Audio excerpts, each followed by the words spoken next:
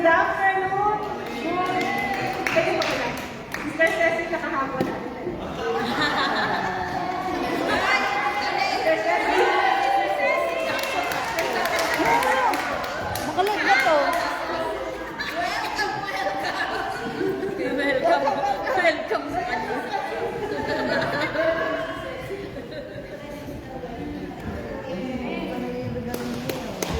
Amen. Hallelujah. Good morning, mga kapatid. Good morning, brethren. So, sino po dito ang masaya? Nandito po tayo sa bahay ng ating Panginoon. Amen. So, inaanyayahan po kayong tumayo. At usap po, pwede po ba tayong magkamayan or maghagmandan, mga kapatid? Kasi po, alam mo po na sobrang napaka-busy po natin sa the whole week.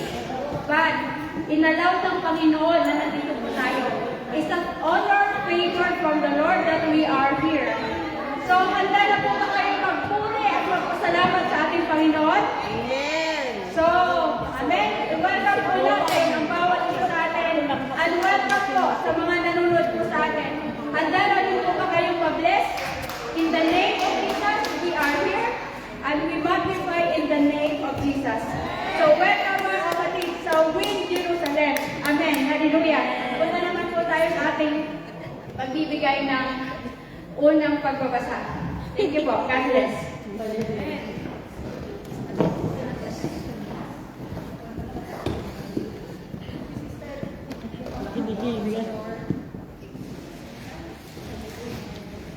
Amen. Dadaan po tayo sa unang pagbasa. Ang ating babasahin na matatagpuan sa Exodus 10, verses 1 to 20. Exodus 10, verses 1 to 20. Salitan po tayo. Verse 1, sinabi ng Panginoon kay Moises, puntahan mo ang Faraon dahil pinatigas ko ang puso niya at ng mga opisyal niya para patuloy kong maipakita sa kanila ang aking mga himalato. At para may kwento sa mga anak, ako ninyo kung paano pinag-isahan ng mga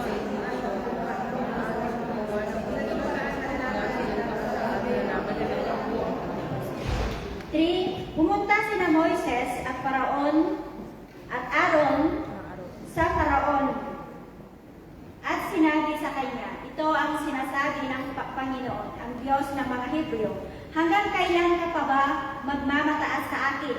Paalisin mo ang mamamayan ko para makasamba sila sa akin. For,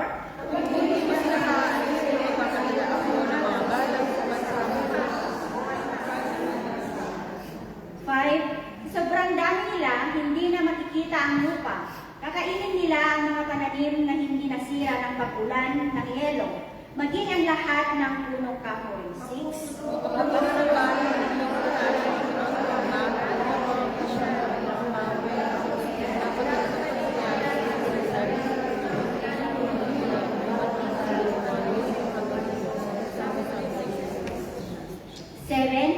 Sinabi ng mga opisyal ng Faraon sa kanya, hanggang kailan niyo pa ba hahayaan ang kalamidad na ito na magparusa sa atin? Paalisin niyo na po ang mga Israelita para makasamba na sila sa Panginoon na kanilang Diyos. Hindi niyo ba naiisip na nasalanta na ang Ehipto?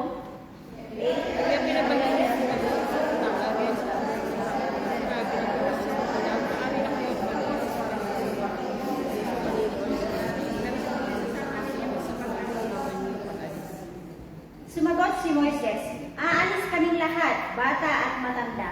Dadalhin namin ang aming mga anak at mga hayop. Dahil lahat kami ay magdaraos ng pista para sa Panginoon. 10.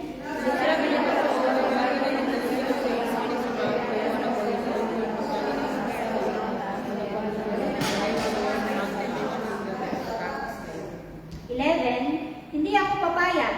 Ang mga lalaki lang ang aalis para sumamba sa Panginoon kung iyan ang gusto ninyo. At pinalayas din ng Moises at Aaron sa harap ng Faraon. Well,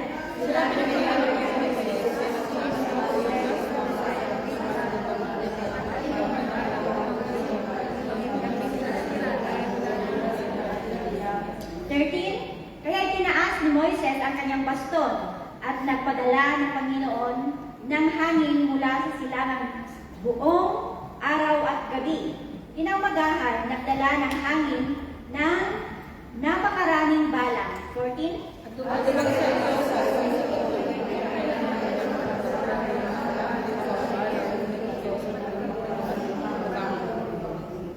15, dumagsa ang mga ito sa buong Ehipto hanggang sa manitim ang lupa. Kinain ang mga naiwang pananim na hindi nasira ng mga yelo, pati ang lahat ng bunga ng mga puno. Walang naiwang pananim sa buong Ehipto. 16,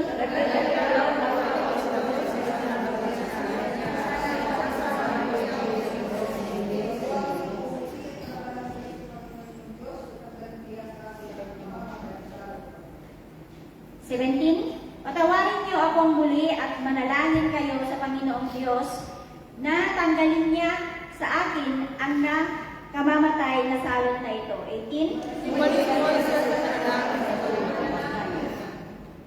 19, sumagot ang Panginoon sa pamamagitan ng pagpapadala ng malakas na hangin galing sa kanluran at inilipad nito ang mga balang sa dagat na pula at wala ni isang balang na naiwan sa Ehipto. 20, sabay-sabay po tayo. Pinagpapalit ng Panginoon ang puso ng Paraon at hindi niya pinalis ang mga Israelita. Ang Diyos ang magdagdag ng pagpapala sa pagkabasa ng kanyang mga salita. Amen. Nadako po tayo sa opening prayer. Hallelujah. Lord, maraming salamat po, Panginoon. Lord God, pinupuri ka namin, O God. Sinasamba ka namin, O Lord God, dahil ikaw, O Lord God, ang Diyos na taas-taasan, O Lord God. Lord, maraming salamat po, Lord God, sa isang linggo, O Panginoon Lord God, na ikaw, O Lord God, ang siyang nag-ingat sa amin, O Lord God. Salamat sa kalakasan namin, O Panginoon Lord God, sa protection, O Panginoon Lord God, sa habag at biyaya mo, O Panginoon Lord God, sa amin, O Panginoon Lord God, na patuloy, O God, na pinagkakalog sa amin, O Lord God. Kaya Lord, maraming salamat, O Panginoon Lord God, sa iyong dakilang pag-ibig, O Panginoon Lord God. Tunay nga po, O God, na ikaw, O Panginoon Lord God, ang aming Diyos na kataas-taasan, O Panginoon Lord God. Kaya Lord God, kami nagpapakumbaba, O Panginoon Lord God, kami nagpapalinis sa iyo, O Panginoon Lord God, sa mga pagkukulang namin, sa mga kahinaan namin, O Panginoon Lord God. Lord, patawarin mo kami, O Panginoon Lord God, sa isip, sa salita, at sa gawa, O Panginoon Lord God. Salamat, O Panginoon Lord God. Kaya Lord, sa oras na ito, O Panginoon Lord God, aming pinagkakaubaya, O Panginoon Lord God, sa iyo, Lord God. Lord, kinukomit namin, O Panginoon Lord God, ang gawain natin, O Panginoon Lord God, sa gabing ito, O Panginoon Lord God, na ikaw nawa, O Panginoon Lord God, ang siyang mag-ingat, O Panginoon Lord God, sa gawain natin, O Panginoon Lord God. Seal this place, O Panginoon Lord God, na this is your day, O Panginoon Lord God. This is your service, O Panginoon Lord God. Kaya Lord, pinag-claim namin, O Panginoon Lord God, ang katagumpayan, O Panginoon Lord God, na hindi, O God, maagaw, O Panginoon Lord God, ng anumang kaaway, O Panginoon Lord God, ang gawain nito, O Panginoon Lord God, dahil alam namin, O Panginoon Lord God, na you are in this place, O Panginoon Lord God. You are in our midst, O Panginoon Lord God, sa mga oras na ito, O Panginoon Lord God. Kaya Lord, bless mo, O Panginoon Lord God, ang lahat, O Panginoon Lord God, na gagamitin mo, O Panginoon Lord God, sa gabi ito, O Panginoon Lord God, sa lahat ng tatayo, O Panginoon Lord God, dito sa unahan, O Panginoon Lord God. Mula, O Panginoon Lord God, sa second reading, O Panginoon Lord God, at sa lahat, O Panginoon Lord God, na gagamitin mo, O Panginoon Lord God, sa worship leader, O Panginoon Lord God, sa pamamagitan ni Sister Loida, O Panginoon Lord God. Lord, anoint her, O Panginoon Lord God, bless her, O Panginoon Lord God, use her mightily, O Panginoon Lord God, na mailid, O Panginoon Lord God, ang congregation, O Panginoon Lord God, into the highest level of worship, O Panginoon Lord God. At sa mga lahat, O Panginoon Lord God, ang mga music team, O Panginoon Lord God, mga instrumentalists, O Panginoon Lord God, mga backups, O Panginoon Lord God, mga tambourine dancers, O Panginoon Lord God, at sa aming pastor, O Panginoon Lord God, na yung gagamitin, O Panginoon Lord God, sa pag-share, O Panginoon Lord God, ng iyong mga salita, O Panginoon Lord God. Lord, maraming salamat, O Panginoon Lord God, sa kanyang buhay, O Panginoon Lord God. Patuloy, O God, na ikaw, O Panginoon Lord God, na magbigay sa kanya, O Panginoon Lord God, ng divine healing, O Panginoon Lord God. Na may pagpatuloy niya, O Panginoon Lord God, ang kapag-share niya, O Panginoon Lord God, ng iyong mga salita, O Panginoon Lord God. Kaya Lord, yung naman, O Panginoon Lord God, ang mensahe mo, O Panginoon Lord God, sa gabing ito, O Panginoon Lord God. Bless her, O Panginoon Lord God, na ma-share niya, O Panginoon Lord God, sa amin, O Panginoon Lord God. Ang nais mo, O Panginoon Lord God, ay parating, O Panginoon Lord God, sa amin, O Panginoon Lord God. Sa gabing ito, O God, nang sa Lord, O Panginoon Lord God, ay uuwi kami, O Panginoon Lord God, ng punong-puno, O God, ng kasiyahan, O Panginoon Lord God. Punong-puno, O God, ng pagpapala, O Panginoon Lord God. Punong-puno ng kalakasan, O Panginoon Lord God, sa iyong mga salita, O Panginoon Lord God. Maging bawon-bawon namin, O Panginoon Lord God, sa aming pagtatrabaho, O Panginoon Lord God, sa isang linggo na naman, O Panginoon Lord God. na aming pagtatrabaho, O Lord God. And we claim, O Lord God, na next week, O Lord God, ay babalik mo muli kami, O Lord God, dito, O Lord God, na punong-puno na naman, O Lord God, ng hunger, O Lord God, sa iyong mga salita, O God. Kaya Lord, maraming salamat, pinupuri ka namin, sinasamba ka namin sa pangalan ni Jesus. Amen and amen.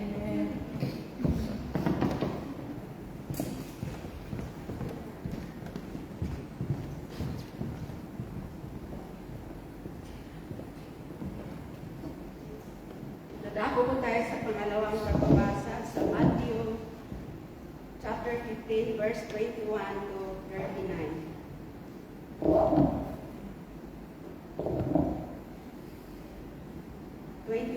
At umalis doon si Jesus at lumigpit sa mga sakop ng Tero at Sidon. 22. Sa babae sa ngayon na nananahan, siya rin sabi niya, Panginoon, na nakilabit, mapapagay sa akin. Sinasabihan ko ng demonyo ang nagpapagay at labis siya manahirapan ito. 23. Datapwat siya hindi sumagot na anumang salita sa kanya at nilapitan siya ng kanyang mga alagad at siya ay pinamanhikan na nagsasabi, paalisin mo siya sapagkat nagsisigaw siya sa ating hulihan. 24. Sumali, sumabay, lugar pa, para lang sa 25. Datapwat kumapit siya at siya ay sinamba niya na nagsasabi, Panginoon, sakluluhan mo ako. 26. Sinagot siya ni Jesus, sinabi na ako ng hirap ang kain, 27. Datapwat sinabi niya, O Panginoon, sapagkat ang mga aso man ay nagsisikain ng mga mungo ng nangalalaglag mula sa lulang ng kanilang mga Panginoon. 29.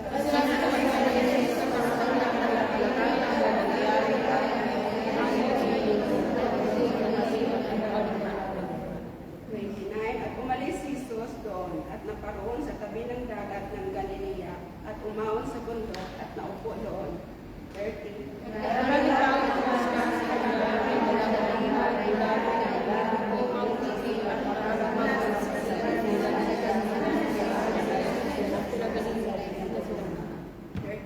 Ano ba't nagtaka ang karamihan? Nang makita nilang nagsasalita ang mga pipi, nagsisigaling ang mga bingkaw, at nagsisilakad ang mga pilay, at nangakakakita ang mga bulan, at kanilang niluwalhati ang Diyos ng Israel. 32.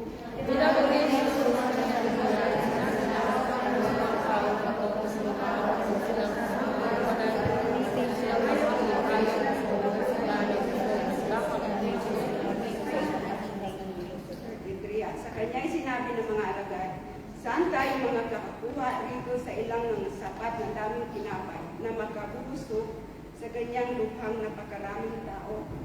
34.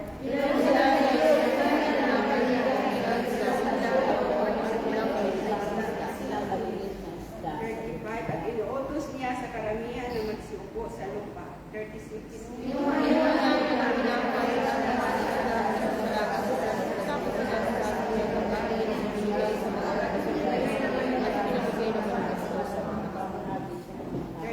At nagsikain silang lahat at nangabusog at pinulot nila ang lumari sa mga pinagputol-putol na 7 bakol na puno.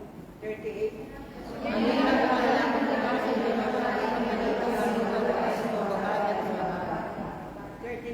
Last verse, sabay-sabay po tayo.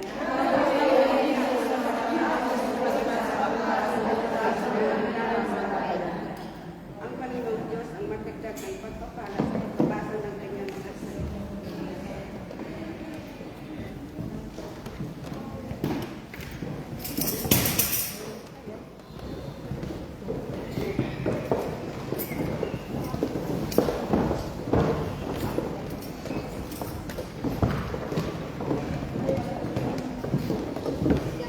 Good evening po, mga kapatid.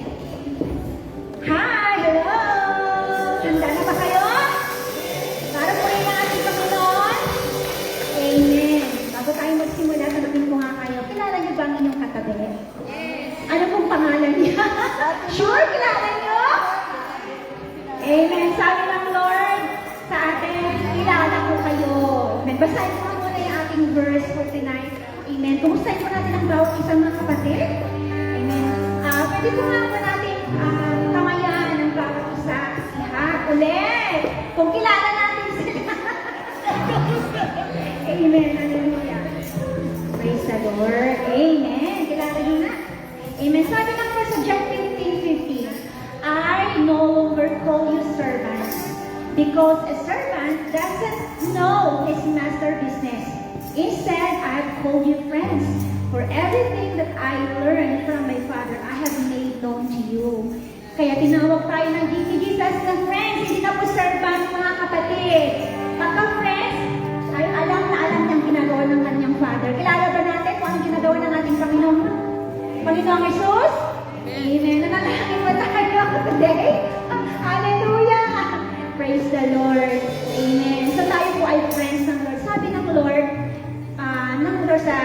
sa Isaiah 41:8 na, I am always with you, even in the end of the age. Sabi ng Lord, yan pangako ng ating Panginoon. Pag tayo nag-o-obey sa Panginoon, at tayo ay nagiging intimate katulad ni Abraham na tinawag niyang friend of God, natawagin tayo ng Panginoon na friend of God.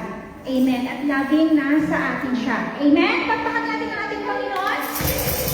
Hallelujah! Praise the Lord! Hallelujah! Sabihin ka natin, I am a friend of God. Sabihin natin. Yeah. Let's declare. Sabihin natin sa katabi natin, I am a friend of God. Yan. Dapat kumbinsin kayo mga kapatid. Amen. Hallelujah! Palagpakan natin ulit ang ating Panginoon. Praise the Lord! You are our friend, Lord. Our close friend, oh God. Our master, Lord. Hallelujah. Praise you, Jesus. Tayo sumaya, Panginoon. Amen. Paliwan natin ang ating close friend. Tonight, hindi lang this church, ito sa ating mga kapatid. Amen. But today, we will declare the goodness of God. He is our friend. Amen. Hallelujah. Oh, am I that you are mindful of me, that you hear me when I call.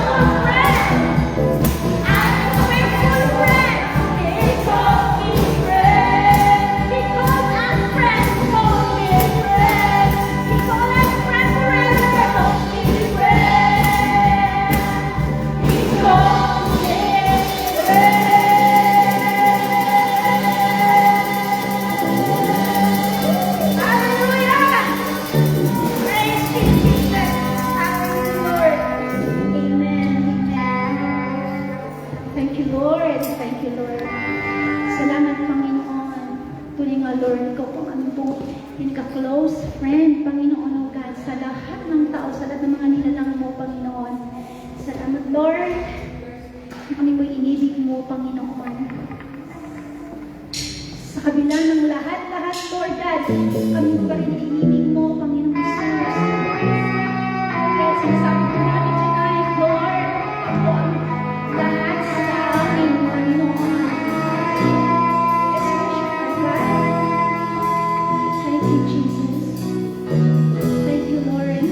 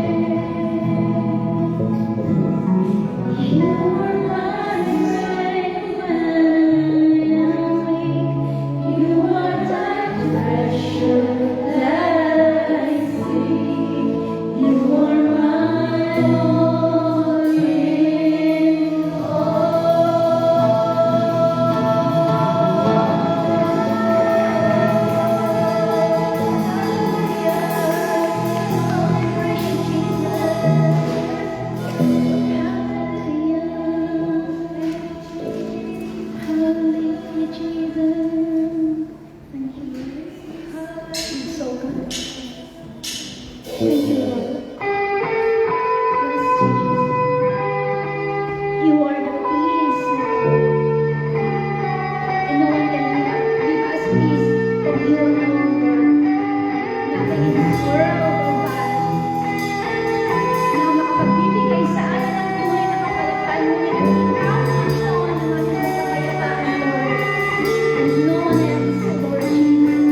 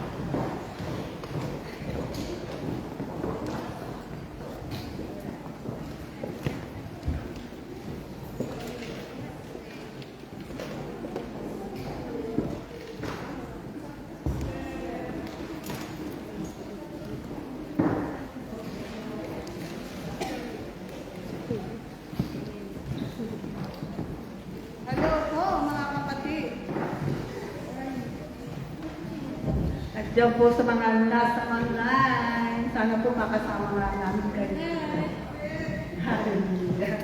Dadako po tayo sa ating pong pagbabalik ng ating pong mga igapo at pagbibigay ng ating mga love offerings.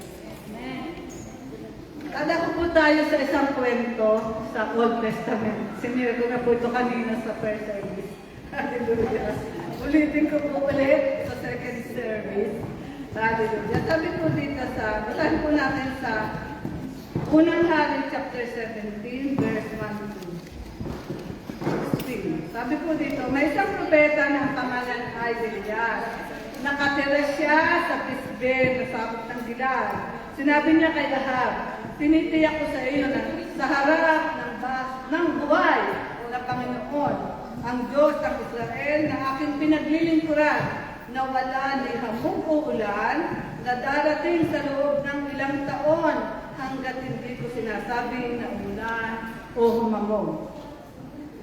Pagkatapos sinabi ng Panginoon kay Elias, umalis ka rito, tuntunin mo ang daan kasilangan at magtago ka, may batis ng Keret sa bandang silangan ng Jordan. Sa batis ka iinom, at may inutusan akong mga uwak na magdadala sa iyo ng pagkain mo doon. Sinunod ni Elias ang utos ng Panginoon sa kanya. Pumunta siya sa may batis ng Keret sa bandang silangan ng Jordan at doon nanirahan. Dinadala siya ng mga uwak ng tinapay at karne tuwing umaga at gabi at sa batis siya umiinom. Di ba sa lahat ng pagkakataon, saan man tayo naroon, katulad ni Elias, nagpo-provide ang Lord, amen? Kaya bakit tayo nakatakot kung halimbawa meron tayong hawak na konti? Bakit tayo matatakot magtapat sa Panginoon ng ating mga igapo? Kung alam natin at kilala natin ang Diyos na ating pinaglilingkuran, kilala ba talaga natin ang Diyos na ating pinaglilingkuran? Hallelujah, dapat kilala natin ang Diyos na ating pinaglilingkuran para wala tayong takot o pangamba na baka kung ibigay ko ito, maubusan naman ako. Diba? Kaya kailangan na nandun yung ating pagtitiwala sa Diyos na dakilang makapangyarihan. Amen. May isa pa kong kwento. May silang naman dito. Hallelujah, parang masaya. Ang biyuda sa Sarafat. Ito naman po, di nagtagal na tuyo ang batis dahil hindi na umuulan. Batis na iniinuman ni Elias. Kaya sinabi ng Panginoon kay Elias, pumunta ka agad sa Sarefat, sa takot ng Sidon at doon ka manirahan. May isang biyuda roon na inutusan kong magpapakain sa iyo. Kaya pumunta si Elias sa Sarefat. Pagdating niya sa pintuan ng bayan, may nakita siyang biyuda na nangangahoy. Sinabi niya sa babae, pwede mo ba akong dalhan ng kaunting tubig na nakalagay sa banga upang makainom ako? Nang paalis na ang biyuda para kumuha ng tubig, sinabi pa sa kanya ni Elias, pakidalhan mo na rin ako ng tinapay. Sinabi ng biyuda, nagsasabi po ako ng totoo. Sa presensya ng buhay na Panginoon ng inyong Diyos, na wala na akong tinapay. Ang natitira na lang ay isang dakot na harina sa banga at kaunting langis sa takayan. Nangunguha nga po ako ng ilang pirasong kahoy dito para dalhin sa bahay at lutuin ang natitirang harina para sa akin at sa anak ko. At kapag naubos na namin ito, mamamatay na kami sa gutom. Hallelujah. Sinabi ni Elias sa kanya, huwag kang mag-alala. Umuwi ka at gawin ang sinabi mo. Ngunit ipagluto mo muna ako ng maliit na tinapay mula sa natirang harina at dalhin mo agad ito sa akin. Pagkatapos, magluto ka rin para sa iyo at sa anak mo. Sapagkat ito ang sinasabi ng Panginoon, ang Diyos ng Israel. Hindi mauubusan ng harina ang iyong banga at hindi mauubusan ng langis ang iyong kapayan hanggang sa araw na padalan ko ng ulan ng lupa. Amen? Kaya kilala natin ang Diyos na ating pinaglilingkuran. Mabuti siyang Diyos. Kahit na hindi na nga tayo nagtatapat, nananatili pa siyang tapat. Amen? Kaya how much kung tayo nagtatapat sa Diyos na dakila at makapangyarihan, na hindi nagbabago noon, ngayon at magpakailanman. Hindi po natin mararanasan yung tunay na pananampalataya kung iintayin natin yung sapat para tayo makapagtapat o makapagbigay, di ba? Kailangan habang kulang pa tayo at namamalakot pa daw po tayo dun sa kaunti, kailangan matutunan po natin, itukan ng ating mga kamay magbigay ng para sa Panginoon, kasi alam naman natin lahat, para sa Panginoon talagang ikapo. Yun nga pong love offering na lang, doon din tayo sinusubo kung kaya din natin magbigay apart from ating ikapo. Dahil yung ikapo, talaga po yun ay para sa Panginoon. At yun naman pong love offering para din sa Panginoon. Pero yun yung sinasabi na kung nagbibigay tayo na bukal sa ating mga puso at masaya tayo, may kagalakan tayo nagbibigay. Amen? Kaya kailangan matutunan po natin at kilalanin pa din natin more yun Diyos sa ating pinaglilingkuran na dakila at makapangyarihan. Buhay na Diyos. Karinig niyo Diyos sa istorya na binasa natin sa book of Unang Hari 17. Na tunay na, di ba sa pagbabasa natin, matagal na paulit-ulit natin binabasa ang Biblia from Genesis to Revelation, na sa pagbabasa natin, may mga nababasa talaga tayo na nagre-rema sa ating puso ng napakagandang istorya na kailangan talaga nating matuto, manampalataya at sumunod. Kasi sa istorya po ito, nakita natin kung paano sumunod si Elias sa Panginoon, na siya ay pinahatidan ng uwak, di ba? Naghatid sa kanya ang uwak ng pagkain. At nakita din natin sa buhay ng balo ng biyuda na babae na ginamit din si Elias para pagpalain siya. Amen? Kaya to God be all the glory. Alam ko kung may special.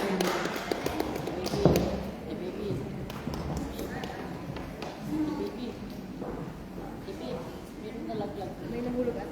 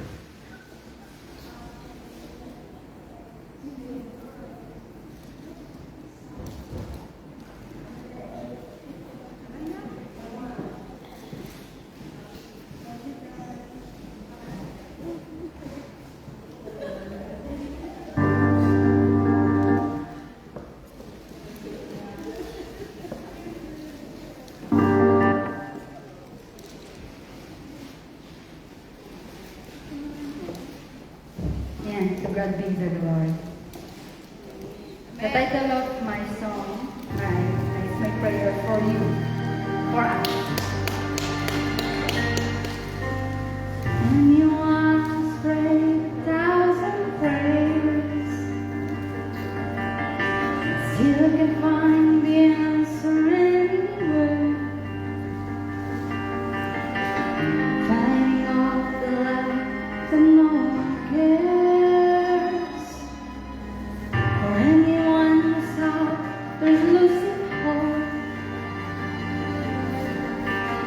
Feeling you're forsaken and alone, clinging to the last strands of your own. May God give you eyes to see, still greater courage to rise and do. He is able.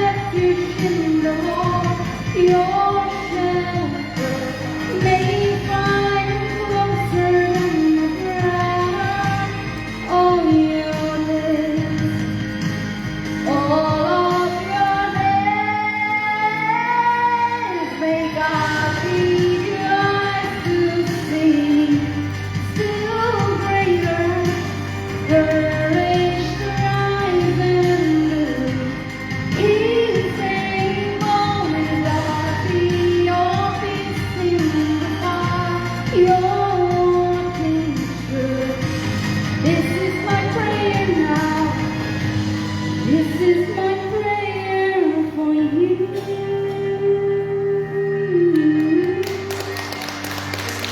To God be all the glory.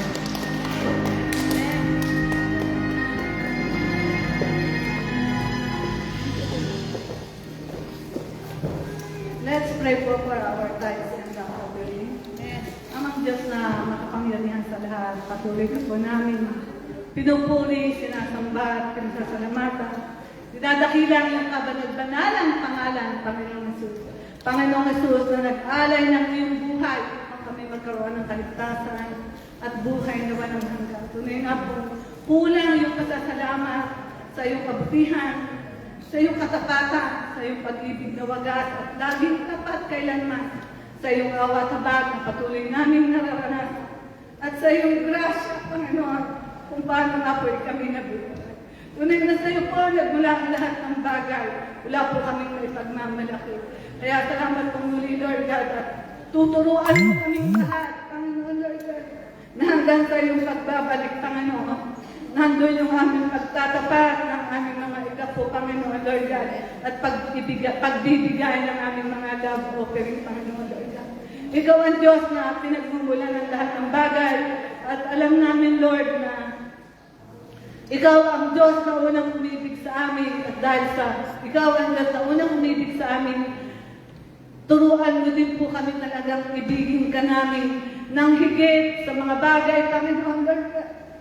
Sapagkat ikaw din na nagsabi, seek ye first the kingdom of God and His righteousness, and all these things shall be added unto you. Kaya tulungan mo po kami, Panginoon, Lord God, na tunay na ikaw ang aming unahin sa lahat ng panahon, Panginoon, Lord God. Sapagkat alam namin na kung saan man kami naroon, saan man kami dali ng aming mga kanyapa, may ipadadala ka, Panginoon, Lord God, na magpo-provide sa lahat ng aming mga pangangailangan. Katulad, Lord, ng aming mga employer na patuloy namin ipinagpapasalamat ang aming mga trabaho, Panginoon, na siyang ginagamit mong daluyan ng pagpapala, Panginoon, sa buhay ng bawat isa sa amin, 10 ng aming sambahayan. Kaya, Panginoon, salamat, Panginoon, walang hanggang masasalamat, Panginoon, Lord God, even sa pagtaas, Lord, ng rate, Panginoon, Lord God, na nararanasan namin yung taas ng rate, Panginoon, na aming mga pinaghihirapan, Panginoon, nagkaroon talaga ng bago. Kaya, Panginoon, alam namin yun ay favor mo. Kaya, salamat, maraming salamat, Panginoon, Lord God. And we believe by faith that this tithes and love offering, Panginoon, ay patuloy mong i-multiply for the expansion of your kingdom. Kaya, Panginoon, itinabalik po namin sa iyo ang pinakamataas na papuri, pagsamba at pasasalamat sa tanging pangalan ng aming Panginoong Jesus na tagapagligtas at sa kapangyarihan ng kanyang banal na dugo at pagmamahal po sa buhay ng bawat isa sa amin. Let's pray. Lord, we thank you tonight dahil kayo po ang ating Diyos at kayo po ang tunay na pastor ng church na ito. Lord, we thank you sa aming pag-gather. We pray na sa pamamagitan ng kwento ng Samaritan woman ay magkaroon din kami ng kwento sa aming buhay tungkol sa aming encounter sa inyo. Lord, alayan nyo sa lessons na pag-aralan namin, may mga ma-apply kami, may mga biblical principle kaming mapulot, makuha, nagagamit namin bilang inyong mga lingkod, bilang Lord, inyong mga taga-sunod. Lord, thank you sa gabi ito, thank you sa lahat ng pagpapala niyo sa buhay namin, lahat ng biyaya ninyo at pagmamahal. We love you, Lord, and we bless you. In Jesus' name, tayong lahat magsabi na Amen. Ngayong gabi, pag-aaral natin ay yung Samaritan woman, isang babae na taga-Samaria. Si Jesus, palagi nung siya ay nandito sa earth, palagi siya nag-iikot sa buong Israel, diba? Sa north, sa Galilee, tapos hanggang dito sa Jerusalem. Paikot-ikot siya kung saan maraming tao. Hindi nakasulat kung siya ay nakapunta ng ilan, baka hindi. O wala pang tao noon sa panahon noon doon. meron na rin, kaya lang hindi pa maraming siksik na tao. Pero very specific siya sa Galilee. Yan ang kanyang paborito na Galilee, Samaria area, dyan sa area na yan. Gusto niya, kasi may taas ang ministry niya. Nazareth, di ba? Dyan sa lumaki, Galilee area, Capernaum, yan ang mga places kung saan paikot-ikot si Jesus. Di ba? At si Jesus ay paikot-ikot. Nang siya ay nag-umpisa ng ministry niya. Kung siya ay 30 years old, hindi na siya nag-stay sa isang lugar. Naging itinerant evangelist. Ang ibig sabihin ng itinerant evangelist, nag-gather siya ng mga tao sa iba't ibang lugar. Mr. Bebsit, may mga pinapadala niya yung mga alagad, youth, o yung mga tao para mag-ipon ng mga crowd. Tapos pag nakaipon na sila ng crowd, dadating siya mag-preach. Yung tinatawag nating itinerant evangelist, yung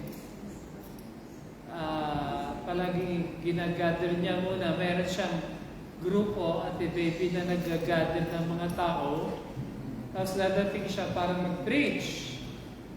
Kaya si Jesus, Sir Joe, ay mahilig talagang, yan ang calling niya talaga, mag-ikot-ikot hanggang sa mapangaralan niya ang maraming lugar dito sa Israel. Pero di niya lahat napunta ng lugar. May mga areas din, Sir Kai, na hindi niya din na puntahan, no?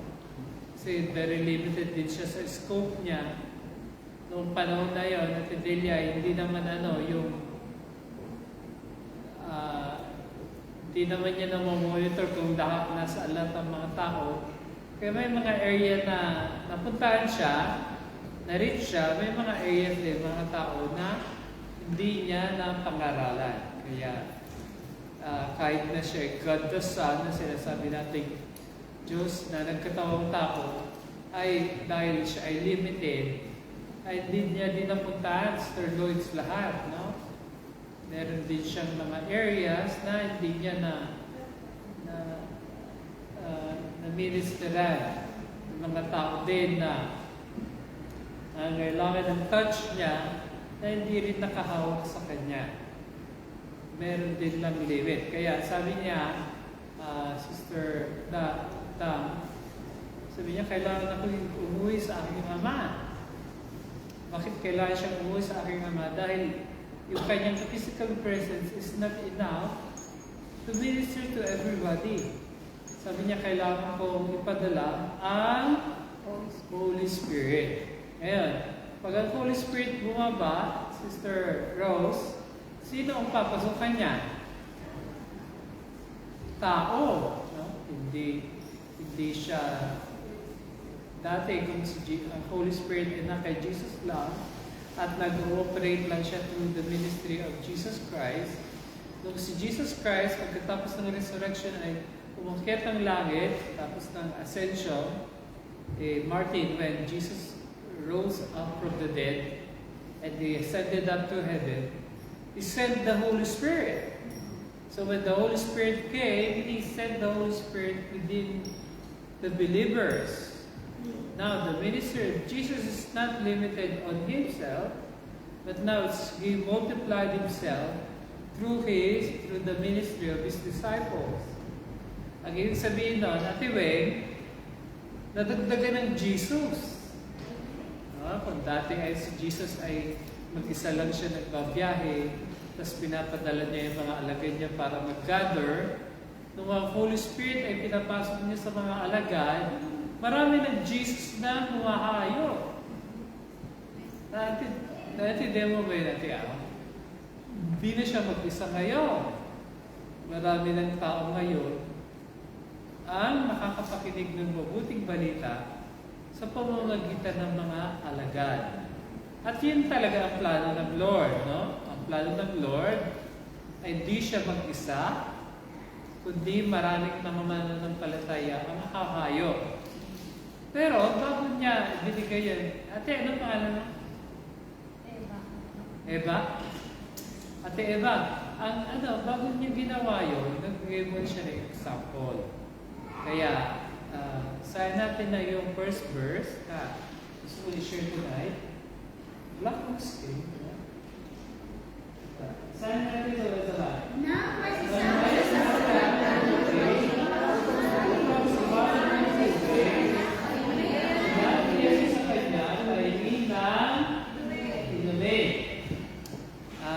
Ate Eva, nasaan kaya si Jesus? Ano ang tabi ni Jesus? Nalagay mo dyan. Balon, no? Nasa well siya, no? Tapos may dumating na Samaritana. Sabi ng Bible, yung Samaritana dumating ng katanghaliang tapat. Diba? Sa lahat ng panahon, Sister Sel, na dapat siya ay pumunta, hindi siya pumunta ng hapon. Usually napunta yung mga umiikip ng hapon o yung umaga, yung hindi pa sikat na sikat ang araw, hindi pa nakakasunog, ay napunta. Pero hindi napunta yung mga tao sa nag-iigib ng katanghaliang tapat. May purpose siya noon, yung Samaritan woman, at gusto niyang magtago. Dahil ang Samaritan woman, wala naman siguro siya utang, no? Wala naman siya tinataguan siguro utang. Siguro ang nasa pakiwari ko ay marami siyang boyfriend. Kaya ayaw niya na baka magkita-kita yung mga boyfriend, mag-away-away. Diba? Nung siya'y pumunta sa balon, ang unang nag-approach sa kanya, Ate Ads, sino ang lumapit kay Samaritan woman?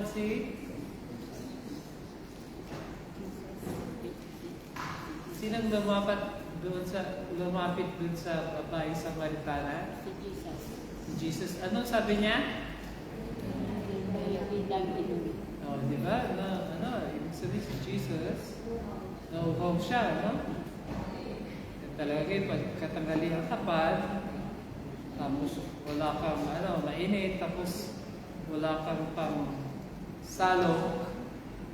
Yan ang mahirap pag ikay nasa balon, tapos wala kang pang salok, no? Mahirap pag tabi mo yung balon at yung tubig. Isang way ka lang pwedeng uminom, no? Mag-dive ka doon sa loob, no? Pero basang-basa ka na, Mahirap dito. Makakainom ka dito, Ang problema na pag malalim. No? Tapos di ka marunong mag-float. Maliligo ka po. Bugo na. Tapos ka na. Kaya kailangan mo na pansalok, Cecil, di ba? Kailangan mo na pansalok. Kaya ang reaction ng babae, kakaiba. Sabi ng babae, bakit kayo ay Samaritano, bakit kayo inahin ng tubig sa akin? Kayo ay Hudyo, ako ay Samaritano, ba't kayo inahin ng tubig? Dahil yung sabihin, ay walang magandang pakikito o yung mga Hudyo sa mga Samaritano. Mahaba itong kwento na ito. Kaya lang, shortcut na lang natin. Ang nangyari kasi noon, nung sinakop ng Assyria, ang Northern Kingdom, dinala niya lahat yung mga tao doon sa Assyria at inilagay dito sa Samaria. Tapos, at Manang Kristal, yung mga taga-Samaria, tinalay niya naman sa Assyria. Pinagbaliktad niya. Na-imagine mo ba, Ate Kristal? Parang nag-deport, no? Dineport niya yung taga-taga dito, talis niya yung taga doon. Yung taga doon, dinala dito. Yung taga dito, dinala doon. Okay. Yung Samaria na yun yung tinatawag natin the Kingdom of Israel, di ba? Nahati nga yung kingdom sa dalawa, Kingdom of Judah, sa leadership ni Haring Solomon. Tapos, Kingdom of Israel, sa leadership ni Haring Jeroboam. Mahaba yung kwento. Basta na-deport sila dahil sila sumasama sa Diyos-Diyosan. Kaya nagkaroon ng ano. Kaya itong mga Samaritan na ito, at tingin ng mga Hudyo sa kanila, kahit itong mga Samaritan ay nagkikip ng first 5 books ni Moses, Genesis, Exodus, Leviticus, Numbers, Deuteronomy, ang tingin para ng mga Hudyo, di kayo totoong Hudyo. Sir Lloyd, sa tingin nila, ay kayo mga goy na nailipat lang dito. Di kayo, kahit na itong mga Syrian na ito, ay nag-asawa ng mga taga-Samaria, kaya tawag natin sa kanila, Sir Lloyd ay Samaritan, at tingin pa rin ng Hudyo sa kanila, hindi kayo tunay na Hudyo. Kayo yung mga copycat Hudyo. Hindi kayo totoo, wala kayong blood ng Hudyo. Kahit na, let's say, na intermarriage na, diba? Nag-asawa na ng mga Hudyong taga-Samaria, hindi pa rin tinitignan ng mga Hudyo yung mga Samaritans na Hudyo. In some ways, in a lot of ways, sa akin ni Sister Chaser, ang tingin ko sa mga Samaritan, they're Jews. Kasi they keep Ten Commandments, they keep Pesach, diba? They keep Shabbat, they keep yung mga tradition ng Israel. Diba? Di sila naniniwala sa Divin, di sila naniniwala sa Ketuvim, pero naniniwala sila sa mga utos ni Moses. Kung papatay, mga malunya, huwag sasamba sa Diyos-Diyosan, and so on and so forth. Kaya lang, ang tingin ng Hudyo sa kanila, hindi kayo mga Hudyo dahil hindi kayo mga pure blood. Yun ang parang hinahanap ng Israel. Ang tunay na Hudyo, pure blood. At kung titignan natin sa ngayon, panahon natin ngayon, Sir Aileen, wala na totoong pure blood. Hindi na. Kasi intermarriage, nag-mix na yung dugo, mga, kahit sa panahon pa nga na sa genealogy ni Jesus Christ, mayroong Bathsheba ay Jewish. Pero ang asawa ni Bathsheba ay si Uriah na Hittite, di ba? May mga si Jewish and line ni Joshua. Pero mayroong babae doon ang pangalan ay Rahab. Nakasama din sa genealogy, hindi naman Jewish. Jewish blood, amen. Jewish blood. And then si Ruth. Si Ruth is not Jewish blood. Diba? I don't think she's Jewish. Nagpa-convert, pero she's not originally from Eretz Israel. Taga Jordan, Moabite, diba? Kaya yung pinoprotektahan ng Diyos yung bloodline. Pero syempre, nung pinanganak na si Jesus Christ, yung bloodline ay hindi na siya, tawag natin dyan, relevant. Ang mahalaga na ay pinanganak na ang Mesiyas. Diba? Sister AC. Yung Mesiyas, pagdating niya, yun yung hinihintay natin, the pure Jew. Diba? Jew.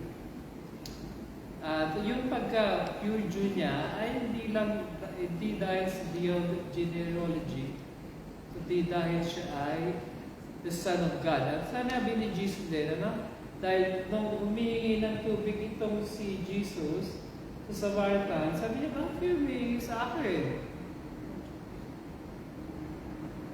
Diba, dapat wala tayong kaugnayan sa isa't isa. Tapos nag-shift siya, naging religious yung woman. AC. Alam mo sabi ng religious ng woman na Samaritan, sabi niya, alam mo ba na mali kayo? Kayo ba o Diyos, sabi ninyo, ay i-worship lang ang Diyos sa may Jerusalem. Mas nakilala kayo sa aming si Jacob, nagbigay sa amin ng balong ito kung saan mo gustong humigay ng tubig. Diba? Yung sa sidecar, diba? At ang sabi niya ay dapat dito dapat sasamba sa Diyos, sa Gerizim. Diba? Doon daw sa Gerizim dapat sumamba sa Diyos. Pero sabi ng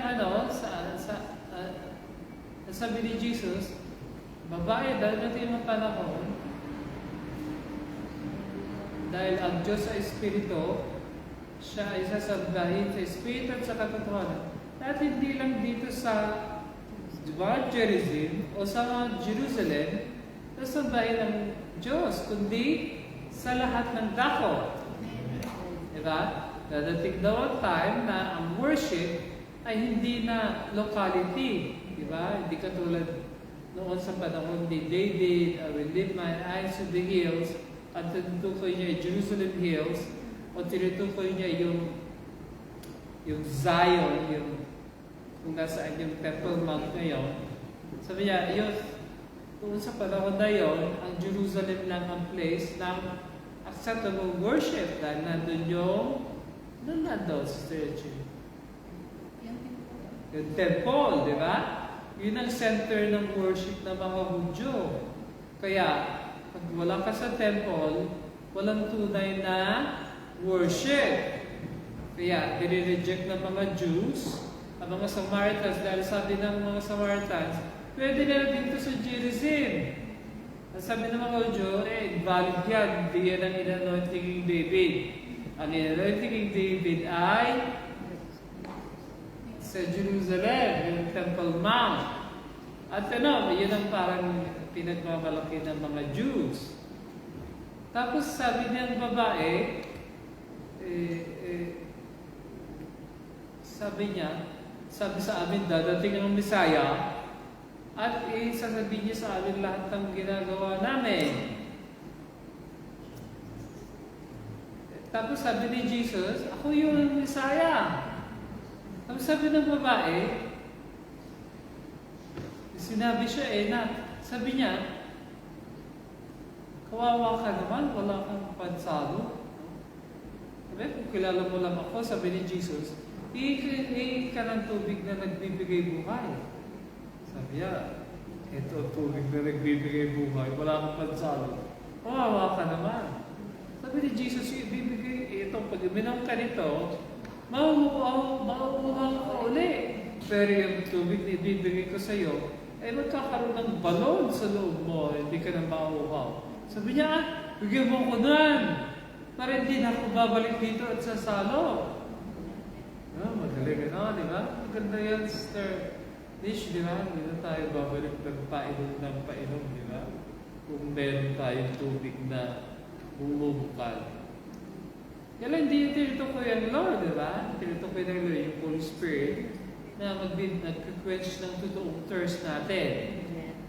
Dahil ang totoong thirst natin ay hindi yung ating kailangan, di ba?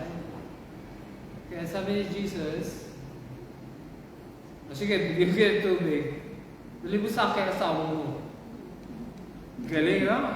Sabi ng babae, Bish, wala akong asawa. Tama ka. Diba? Galing, no? Si Jesus, di niya sinabing, sinungaling. Lalaki ako ka. Hindi, tama ka. Ang kasama mo ngayon, hindi mo asawa. Boyfriend. Kalibin.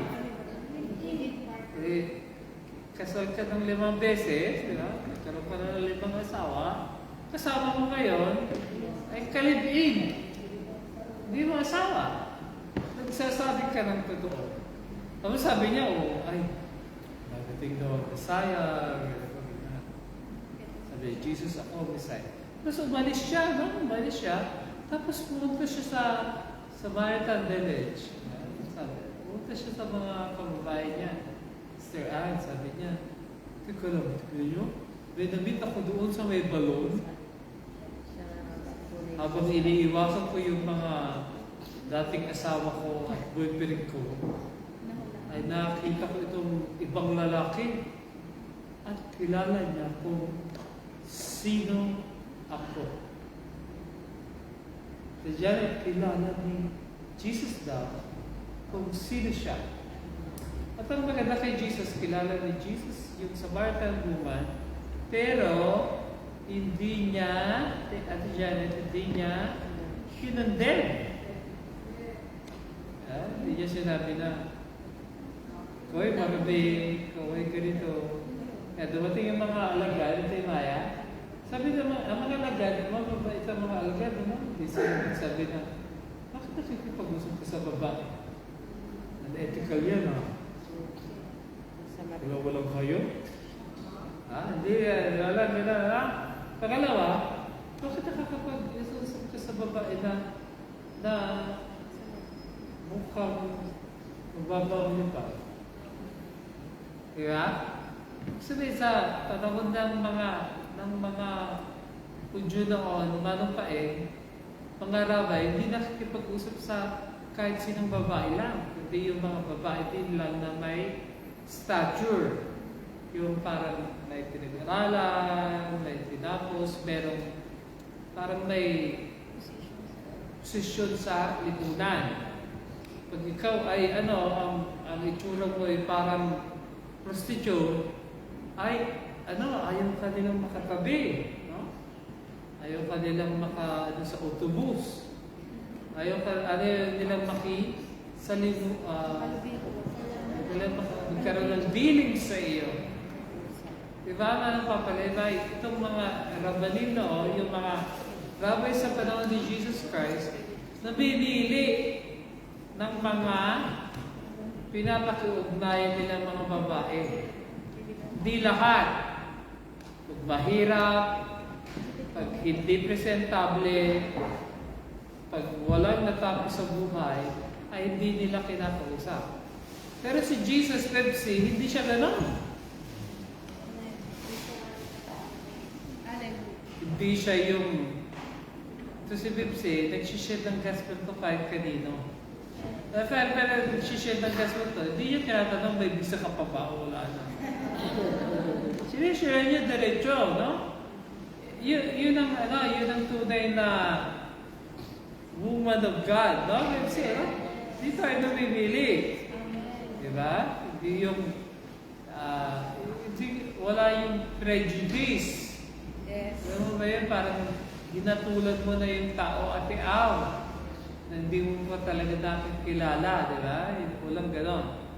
Kaya sabi ng mga alagad, talaga ikaw, bakit sinabi ng gospel yun? Siguro may nasasabi sila. Pero hindi lang nila masabi dahil si Jesus ay Lord, si Jesus ay Master. Sir kay siya ang masusunod. Di ba? Hindi mo tatanungin yung boss. Si Delia, tinatanong mo ba yung boss mo? Minsan, no? So, tinatanong natin, Pero kung minsan, pagka yung, kunwari, in my life as a junior pastor, maging senior pastor, ako dinidisciple ni Pastor Ferdy, hindi ako nagtatanong hanggang ngayon. Yung sasabihin niya, final. Lahat ng sasabihin ko mali, lahat ng sasabihin niya tama. Dahil parang ayaw ko na magkaroon ng conflict sa mentor ko, di ba? Lumugar tayo, Kailangan kang maglugar. Kaya kung meron ka, keep it to yourself, makinig ka muna. Yung parang, yun ang kailangan na policy natin ngayon. Kaya yung mga disciples, meron silang nasasabi, hindi sila nagtanong kahit anong questions, Sir Lloyds, dahil si Jesus ang kanilang Master. Si Jesus ang kanilang Lord. Si Jesus ang nasusunod sa buhay nila. Kaya hindi sila nagtanong. Kaya, ang nangyari, ang Samaritan woman, pumunta doon sa village niya. At nang sinabi niya sa village niya, Sister Rose, yung pangyayari, Sister Dam, yung pangyayari na encounter niya si Jesus at yung pag-uusap nila, na si Jesus hindi siya nireject, na si Jesus hindi siya kinundem, na si Jesus ay nag-offer ng water of life sa kanya, ay nakinig yung mga Samaritan village. Sabi nila, anong sinasabi mo? Sabi niya, nabit ko na ang Messiah. At ang Messiah ay nandito na ngayon. Basahin natin yung second slide. Tignan natin kung ano sabi ng mga tao.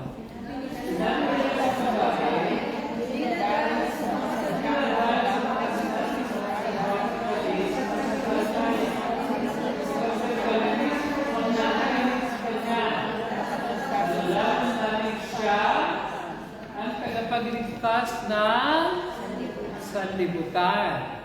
Ibig sabihin, nung meron silang initial na narinig doon sa Samaritan, Sister Rose, hindi sila naghinto doon sa Samaritan. Pumunta sila mismo kay Jesus, pinahinto si Jesus sa village sila for another 2 days, at nakinig sila ng preaching ni Jesus. At sabi ng mga tao sa Samaritan woman, nadidiwala kami siya ang tagapagligtas. Martin, he said, we don't believe that He's the Savior because of what you said. We heard Him Himself. Sabi, that's a very important truth that we should hear Jesus Himself. Somebody shares the gospel to us, and then we start to read the Bible and understand who Jesus is. Yun yung tinatawag natin na, that's what we call the process of being born again. Yeah? Born again means God works in our hearts. He opens our minds, our eyes, so that we could see the truth of the gospel, and then we start to believe. Ang tanong ko, Ate Weng, saan galing yung pananampalataya? Kay Jesus. Ang pananampalataya, galing kay Jesus. At sabi ng, yung palagi natin kinuquote na Bible verse, faith comes by hearing and hearing by the Word of God. Kaya palagi natin sinasabi na ang preaching ay pinakapahalagang part dahil we hear, we listen to the Word of God. We keep on listening. Yan ang pinagmumulan ng faith at Al. Hindi praise and worship, deep opening prayer, Word of God. Dapat meron kang marinig. Yung Word na yon ang tatanim ng Holy Spirit sa iyo at uusbog magkakaroon ng faith. Because faith comes by hearing. Kaya palagi ang gathering natin lahat, palaging word-based. Sabihin, kahit na ultimo prayer meeting, may Bible reading, di ba?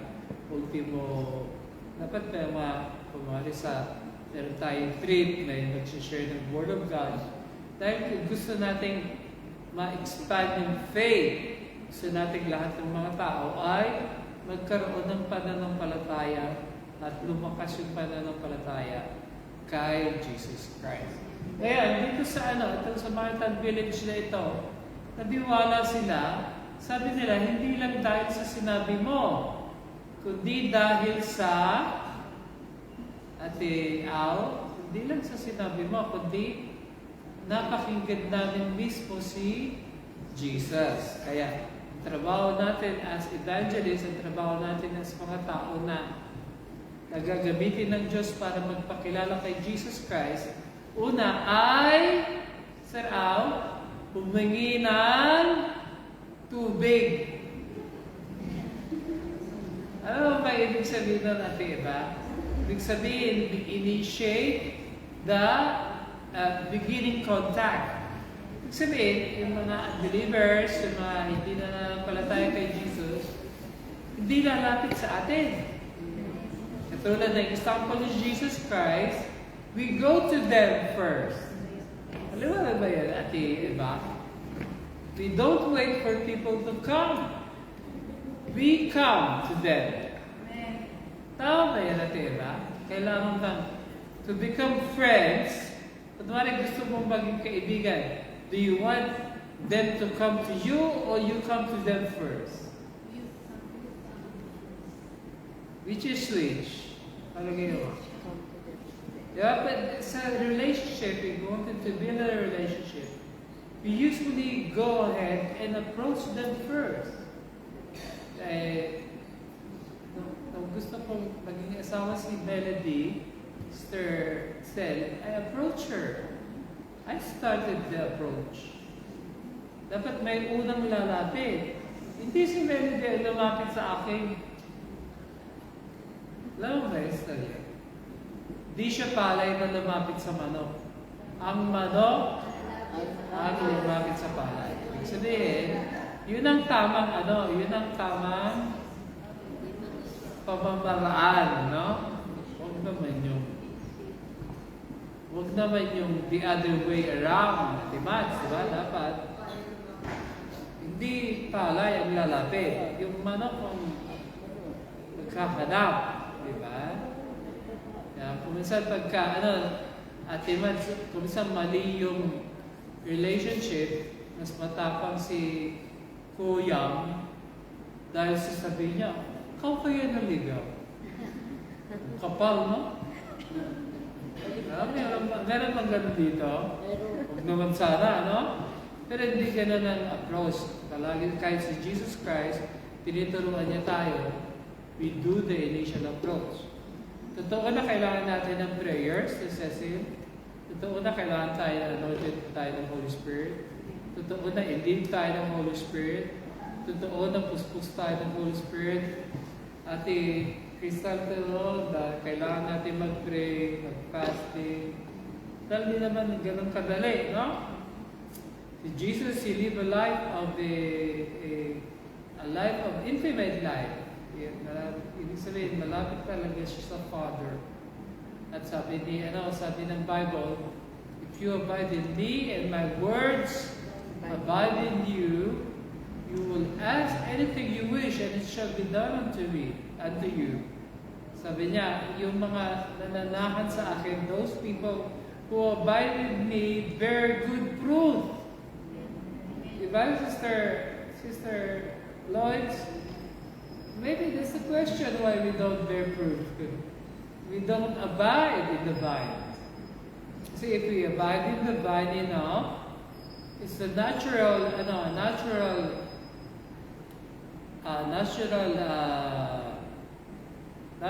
job of the branch to take the sap from the tree and produce fruit. Diba? Very natural. Di siya pilit. Diba? Mr. Chaser, nasundan mo ba na maybe that's the key. Maybe we don't abide enough in the vine. Kaya hindi tayo nagkakaroon ng fruit. Because the fruit comes from the Lord. Diba? Bakit nagkaroon ng fruit si Jesus Christ at ang fruit niya? Sino ang fruit niya, Mr. Chaser? Jesus ang fruit dito sa kwento natin ay Samaritan woman. Sino pa, Sister Irene? Maliban sa Samaritan woman. Sino pa ang naging fruit niya? Ha?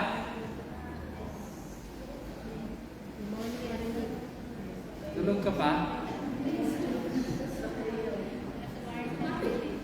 Ha?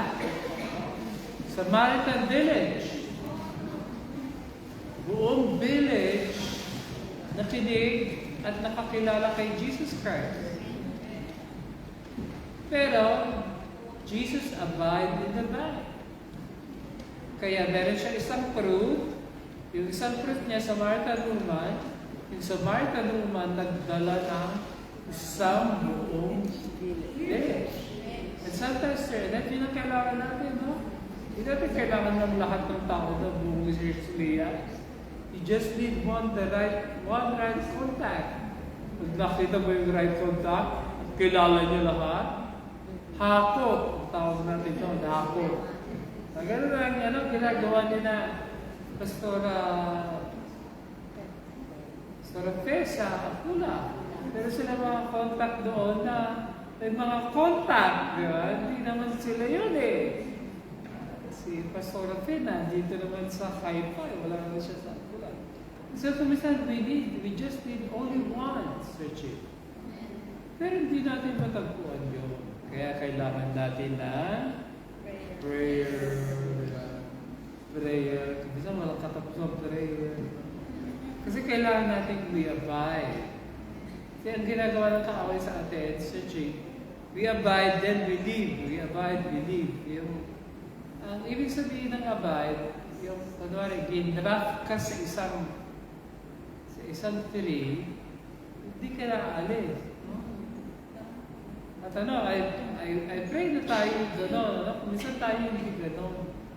Minsan we always wanted, we connect with the Lord, then we disconnect. Hindi tayo naka-stay minsan. Minsan dami nating alalahan sa buhay, dami nating daladala. We leave. Diba? May kanta na gano'n Sister Nage. Prone to wander, Lord, I feel it. Prone to leave the God I love. Here's my heart, oh come and seal it for thy courts above. At sabi niya, yung heart ko daw ay prone to wander. Napapalayo. Totoo, kahit na mga believer na tayo, kahit na alam natin si Jesus namatay para sa cross, para sa atin. Kasi yung heart natin, nadi-distract tayo. Gusto pag may gwapo, nakakalimutan natin si Jesus. Kaya kung saan yung may offer na malalaki, no? Nakakalimutan natin yung commitment natin sa Lord kung minsan, no? Yung nadi-distract tayo minsan. And I don't say, Sir Anne, that's wrong. Isa may mga bagay na control tayo, at may mga bagay na hindi natin control. Pastor, di ba control natin lahat? I wish control natin lahat. Minsan natitempt tayo, di ba? Minsan, alam ng utak mo na mali, pero ang puso mo, sabi niya, di ko kaya. Di ba? Kaya mas kitang ulo ni Melody, dahil sabi ni Melody, bawal to. Bawal. Tumako cheat day. Sabi niya, ilang araw ka ng cheat day. Puro cheat day na. Sabi ko sa loob ko, talaga hindi talaga tayo mananalo sa diet ito dahil hindi niya naman ako bumabantay 20% Kung siya'y tulog, at gising ako, pwede akong kumain sa kitchen. Sino niloko nyo? Sino niloko ko? Ang ibig sabihin, kung hindi magagaling kung saan ang tao, you have your own. At kahit na gusto ng utak, ang sabi ng utak, bawal. Ang sabi ng puso ay masarap. Nasusunod yung masarap. Hindi utak. Kaya kung minsan yung mga, pag na-inlove ka natin, Maya, diba nababalik ka na? Buti nga na-inlove ka pag hindi ka na-inlove, wala kang Joshua. Wala. Yung pagkakamali na yon, pagpapala ng Diyos, di ba? Galing ng Diyos, God can turn yung mga pangyayari and bad into good, di ba? Ay, ibig sabihin, mga kapatid, manang paeng, kung minsan, may temptation, At yung temptation, kung minsan mabigat. At kung minsan yung temptation, imbis na mapaglabanan natin yung temptation, ay nadadala tayo na temptation. Galit ba ang Lord? Galit ang Lord. Ayaw niya at gusto niya malakas tayo against temptation. Kaya alam niya din na tayo gawa din lang sa alikabok. Anong papali? Alam niya din na tayo babagsak. Kaya meron tayong tinatawag na biyaya. Kaya meron tayong cross of Jesus Christ.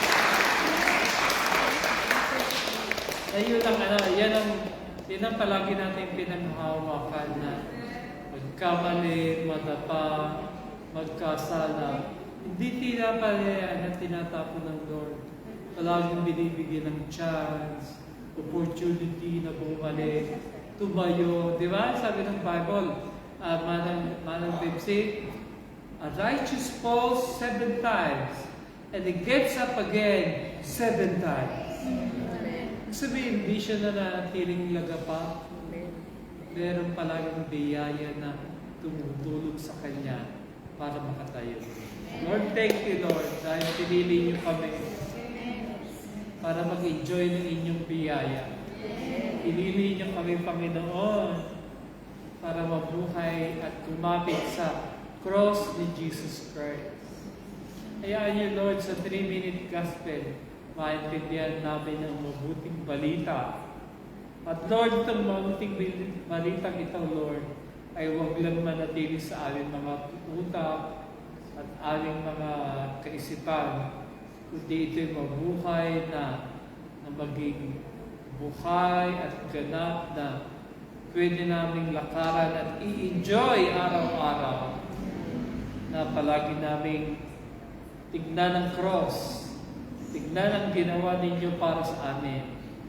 Na ang buhay namin, Lord, ay pinuspos niyo ng biyaya, pinuspos niyo ng kahabagan, pinuspos niyo ng inyong pagmamahal, na kahit hindi kami karapat-dapat, Lord, inibig niyo kami, minahal niyo kami, inabot niyo kami katulad ng babaeng Samaritana. At Lord, tinatawag niyo kami, Lord, na i-lead namin ang aming village, na i-lead namin ang aming community. Na Lord, sa pamagitan namin, ang ibang tao din ay makarinig kung sino kayo, kung sino ang tagapagligtas. Minsan ay namatay at muling nabuhay, alang-alang upang kami magkaroon ng buhay ng walang hanggan. Kaya sama-sama kami dumudulog sa inyo ngayon sa aming pag-recite ng 3-minute gospel. Mag-usap po kayo sa amin. Hayaan niyo, Panginoon, ng 3-minute gospel na ito ay dala-dala namin kahit saan kami pumunta. At may share namin sa mga taong naghihintay at naghahanap ng katotohanan. We worship you, Lord, and we honor you. In Jesus' name, and all God's people will say, Amen. Tayong lahat ay tumayo para sa ating 3-minute gospel.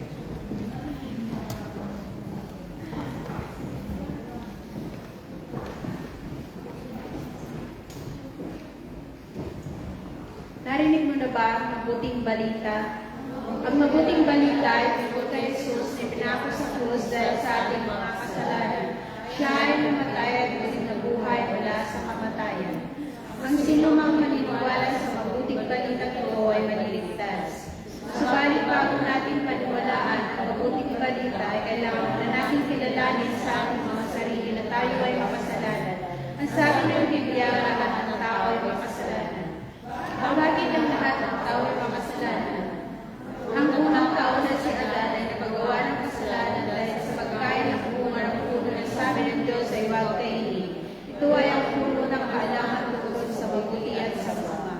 Sinuway ni Adan ang utos ng Diyos at siya ay nagkasala.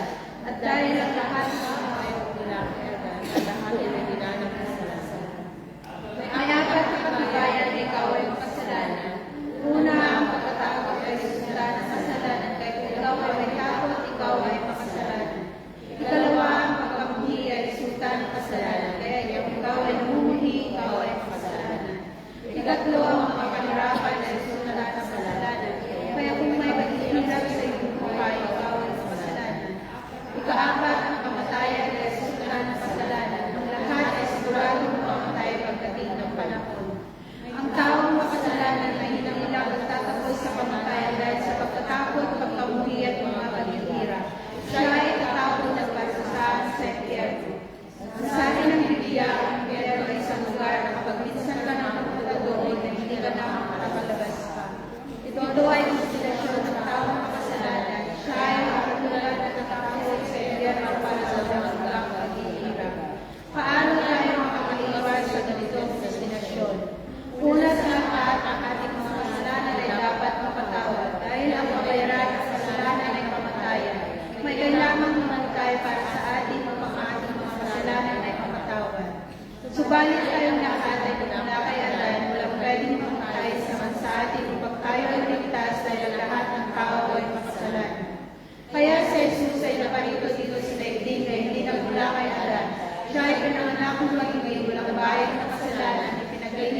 pamamagitan ng Espiritu Santo, ipinanganak sa pamamagitan ni Birhen Maria, siya ay pinako sa krus at namatay para sa kapatawaran ng ating mga kasalanan.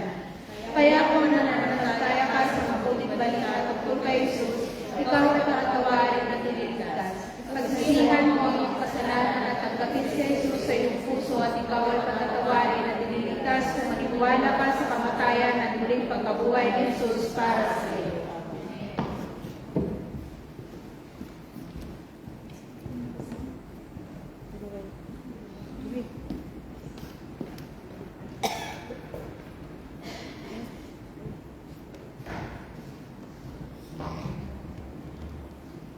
Lord, hallelujah, Lord. Maraming salamat, Panginoon, sa ganito. Lord, napapalinis ako, Panginoon, sa inyo sa puso, Panginoon, ang lahat ng mga pagkukulang ko, pagkakasala ko, Panginoon. Linisin niyo ako, Panginoon, sa ganito, at yung banal na dugo, Panginoon, God. Lord, maraming salamat, Panginoon, sa ganito. Ang lahat ng mga kapatiran ko, Lord, na dito muli, Lord, na pinagpala niyo po, Panginoon, sa ganito. Ang lahat ng mga ginamit niyo, Panginoon, sa ganito, Panginoon, sa iyong harapan, Lord. Maraming salamat, Panginoon, dahil kayo, Lord, ang nanguna, Panginoon, sa aking mga kapatiran, Panginoon, dito, Panginoon, Lord.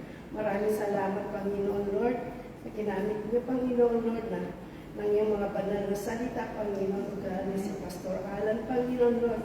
Maraming salamat, Panginoon, sa buhay niyo, Panginoon, God. Lagi niyo po siyang ingatan, Lord, para, Lord, na lagi siyang magdala, Lord, ng iyong mga banal na salita para matutunan namin, Panginoon, at mapakinggan namin ang iyong mga banal na salita, Panginoon, God.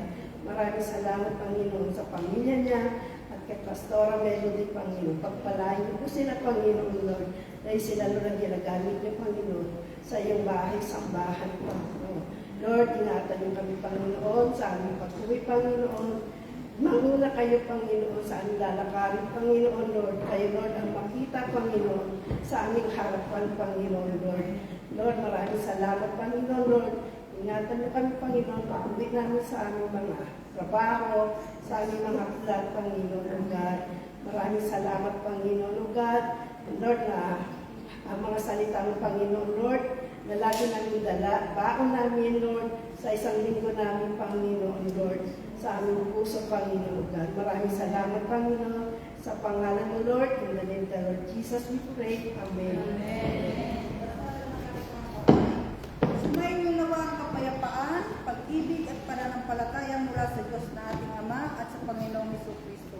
Pagpalain nawa ng Panginoong Jesucristo ang lahat na nagmamahal sa Kanya ng tapat. Sabi na, Amen. Amen.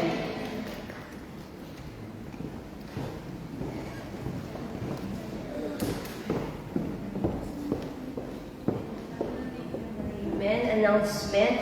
Next week po, katapusan na, we have a maritime preacher, that's Pastor Ann. Meron siyang 3 books na siyang nagsulat.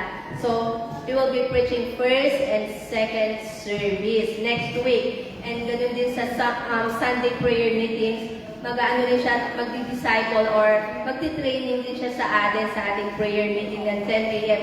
Kaya sa mga gusto pong mag-join for the prayer meeting also tomorrow, that's tomorrow, same building, dito rin po ng alas 10 ng umaga po, mga kapatid. Yung mga naka-online, you're welcome po na dumalo dito sa Hanebihim 55.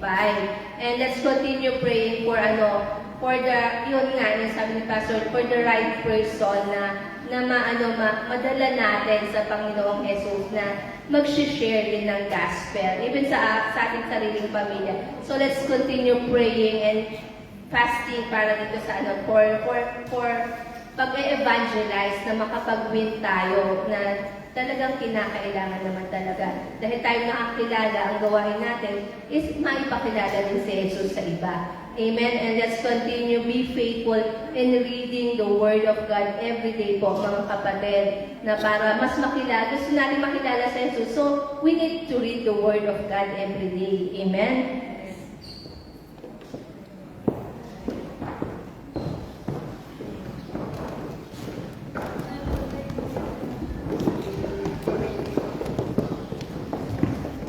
Amen. Kantayin natin ang